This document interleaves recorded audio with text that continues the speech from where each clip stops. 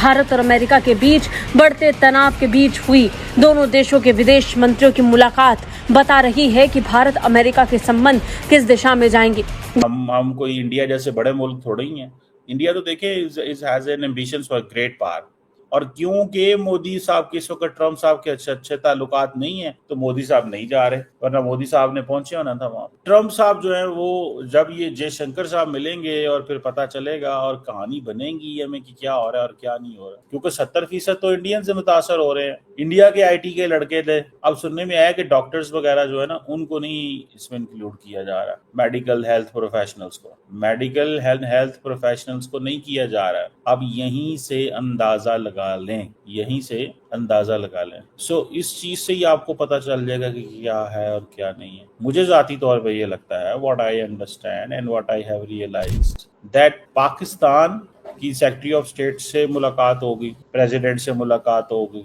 Things have changed. There used to be a time when Indians used to meet with the defence with the president, और पाकिस्तान की secretary of state से भी मुश्किल से मुलाकात होती, यहाँ होती नहीं थी, समझ रहे हैं। और अब क्या है, अब थोड़ी गेम डिफरेंट होगी। पहले जब अमेरिकन ने पाकिस्तान से राब्ता करना तो उन्होंने सीधा पाकिस्तान के वजीर आजम से कर लेते थे, ये कुछ महीने पहले। अब उन्होंने थोड़ा प्रोटोकॉल चेंज किया, उन्होंने कहा नहीं यार, उसे कहें कि वो हमसे राब्ता करें, डिप्टी प्राइम मिनिस्टर को कॉल करें। सो डिप्टी प्राइम मिनिस्टर जो है ना वो कॉल करता है। बहरहाल ये चीज मैं आपको बताऊं कि इंडिया जो है उसने एक लंबी जो लिस्ट है वो सामने रख ली है, लंबी लिस्ट सामने रख ली है कि ये कन्वर्सेशंस होनी चाहिए थी। H1B के ऊपर जारी बात है, कन्वर्सेशन हो रही है। अब होगा क्या, उसका नुकसान क्या है? उसका नुकसान गहरा है। नुकसान ये है कि जारी बात है इंडियंस जो हैं वो ऑल्टरनेट मार्केट्स यूरोप की तरफ जाएंगे। अच्छा, यूरोप में प्रॉब्लम ये है, वहाँ लैंग्वेज सीखनी पड़ती है, तो वो एक आधा बैरियर तो पहले ही आ जाता है। यूरोप में लैंग्वेज सीखनी पड़ती है, आधा बैरियर तो पहले ही आ जाता है, तो फिर करें क्या और क्या ना हो और किस तरह। अब ये जो मार्को रूबियो साहब ने मुलाकात हुई है, इसका मतलब ये था कि अमेरिकन को मजीद एक्सेस मिले। वो कह रहे हैं कि आप हमारे कैसे पार्टनर है, आप चाइना को क्या मैसेज दे रहे हैं। आई एम श्योर जयशंकर साहब ने ये बात की है कि आप चाइना को क्या मैसेज दे रहे हैं। आपने हमें बीच चौक चौराहे में लाके खड़ा कर दिया है। हमारे लोग जो हैं वो खबरें आ रही थी कि जनाब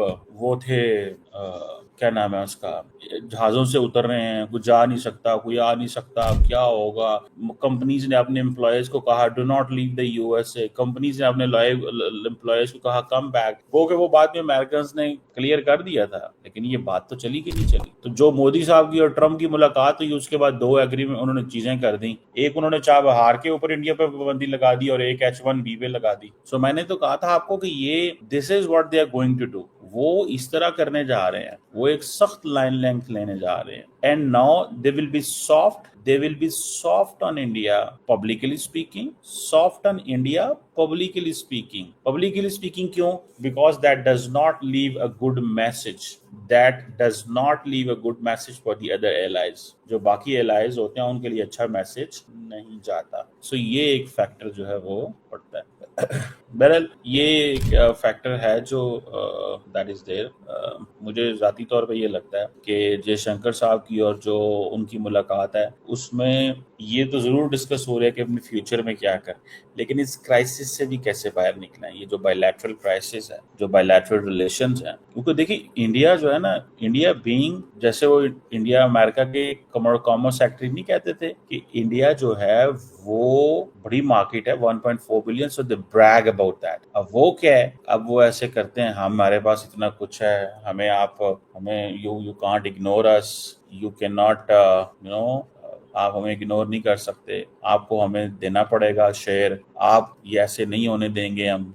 समझ रहे हैं बात? So India now is in this game कि हम किसी तरीके से ये इनको बताएं कि भैया आप हमें इस तरह इग्नोर मत करें, या ना हमारे साथ जो है ना वो हमारे लिए प्रॉब्लम मत पैदा करें। That's what they are saying. Let's see इसमें वो क्या निकलता है और क्या नहीं निकलता, या किस तरह चीजें जो है वो चलती हैं। लेकिन एक चीज तो बड़ी क्लियर है, दैट जो कन्वर्सेशन है इंडिया और अमेरिका के दरमियान, that is on fire fighting के ऊपर है। क्योंकि आप वो जो स्टेटमेंट देखें अमेरिका की, उसमें ये वही बातें हैं, क्रिटिकल मिनरल्स और डिफेंस एनर्जी, स्वाय इसके जो इस वक्त अमेरिका के नए एम्बेसडर हैं उनकी मुलाकात हुई है डॉक्टर जयशंकर से, और जिसमें डॉक्टर जयशंकर जो है ना वो कोई इतने ज़्यादा खुश नज़र नहीं आ रहे, बस ठीक है दरमियानी सी स्माइल दे रहे हैं। और वो जो नए एम्बेसडर साहब हैं सर्जियो गौर, वो थोड़ा सा हंस खेल रहे हैं उनकी खुशी से कि मैं उस मुल्क के फॉरेन मिनिस्टर को मिल रहा हूँ जो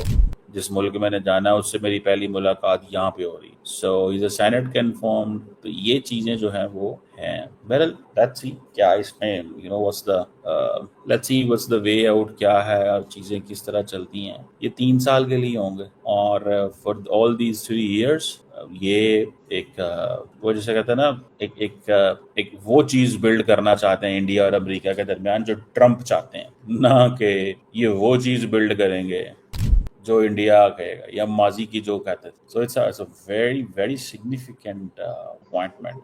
ये बहुत ही सिग्निफिकेंट अपॉइंटमेंट है, ये मैं आपको बता दूँ, बहुत सिग्निफिकेंट अपॉइंटमेंट। अब देखते हैं कि इसमें क्या निकलता है। सिग्निफिकेंट अपॉइंटमेंट है, क्या निकलता है, किस तरह चीज़ें चलती हैं या किस तरह बनेगी। तो इंडिया आके ये क्या पिछले एम्बेसडर की तरह चीज़ें करते हैं, नए एम्बेसडर की तरह क्या बनता है। इट्स ऑल वो जैसे कहते हैं ना ऑल स्पेकुलेशंस, लेकिन थिंग्स आर मूविंग फॉरवर्ड। ये बात तो इंडिया की मैं एग्री करता हूँ कि they are big economy, they can not be ignored, ये चीज़ तो है, लेकिन they are not going to give India what India wants on India's terms and condition. आगे इंडिया को जो मिल रहा था वो इंडिया के टर्म्स एंड कंडीशन पे मिल रहा था, बट नाउ ये ट्रम्प है भाई, ये ट्रम्प है, थोड़ा डिंगा बंदा है, ठीक है ना। सो लेट्स सी क्या होता है। चीमा टीवी पर बैठकर कह रहा है, भाई क्या हो रहा है, सब कुछ ठीक हो जाएगा क्या? अमेरिका तो इंडिया से और करीब हो रहा है, अब तो H1B वीजा पर भी नरमी आ रही है।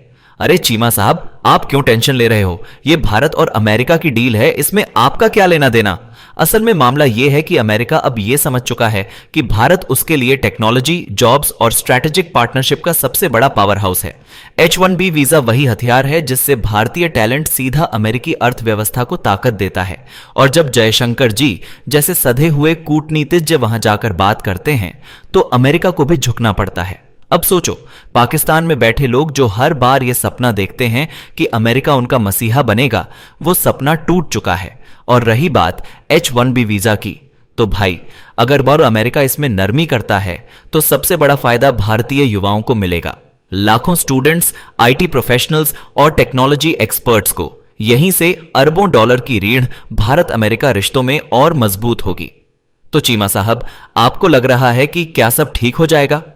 आपके लिए तो कुछ भी ठीक नहीं होने वाला, क्योंकि अमेरिका और भारत अब साथ साथ चल रहे हैं और पाकिस्तान वो बस टीवी डिबेट में भाई भाई भाई करके रोता रहेगा। जयशंकर जी ने साफ मैसेज दिया है, भारत की विदेश नीति मजबूत, आत्मविश्वासी और भविष्यवादी है और दुनिया को समझ आ गया है कि 21वीं सदी का टेक और टैलेंट हब सिर्फ इंडिया है।